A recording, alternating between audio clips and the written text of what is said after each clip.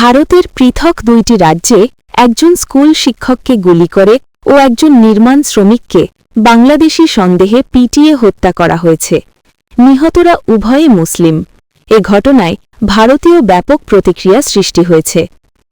ভারতের উত্তরপ্রদেশ রাজ্যে আলিগড় মুসলিম বিশ্ববিদ্যালয় ক্যাম্পাসের ভেতরে বুধবার এক স্কুল শিক্ষককে গুলি করে হত্যা করা হয়েছে। বিশ্ববিদ্যালয়ের কেন্দ্রীয় গ্রন্থাগারের কাছে এ ঘটনা ঘটে।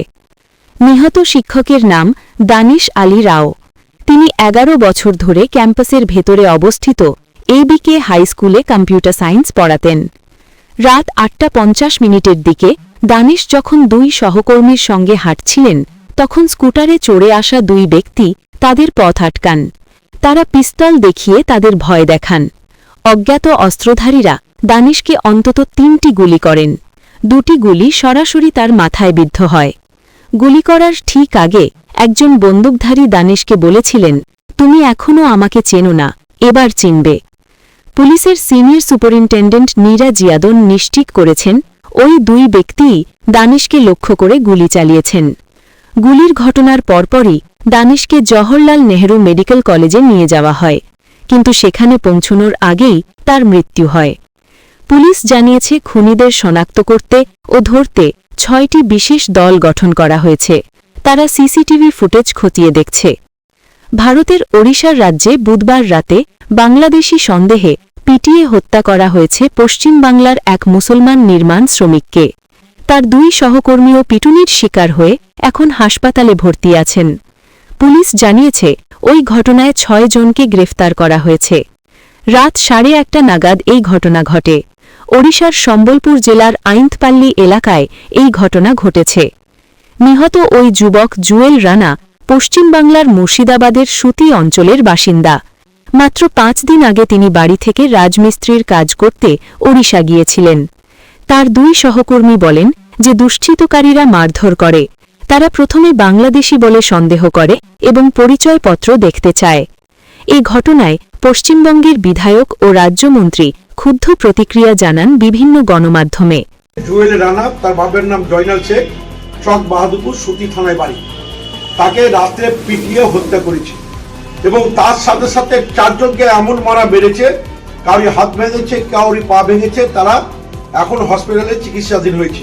বাঙালি হটাও, বাঙালিকে নিধন করো, বাঙালি হত্যা করার চক্রান্তে বিজেপি বেঁধেছে।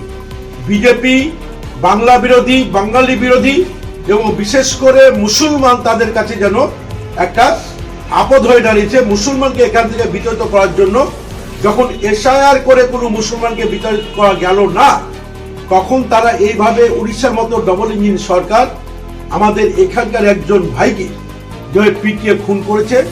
ধিক্কার এবং নিন্দা জানার কোনো ভাষা নেই।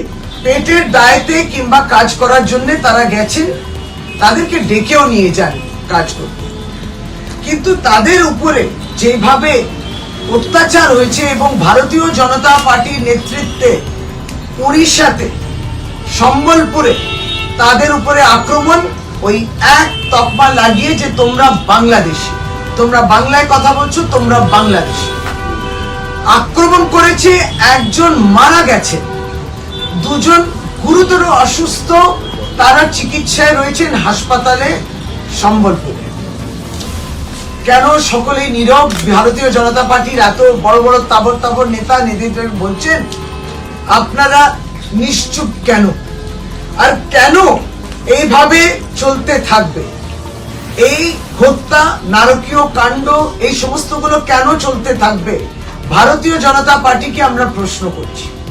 ও পরিযায়ী শ্রমিকদের একটি সংগঠন বলছে, কেন্দ্রীয় সরকার বাংলাদেশি এবং রোহিঙ্গা ধরার যে বিশেষ প্রক্রিয়া শুরু করেছে, তারই ফলশ্রুতিতে বাংলাভাষী মুসলমানরা এভাবে একের পর এক বাংলাদেশি সন্দেহে গণপিটুনির শিকার হচ্ছেন। ডেস্ক রিপোর্ট, বাংলার গেজেট।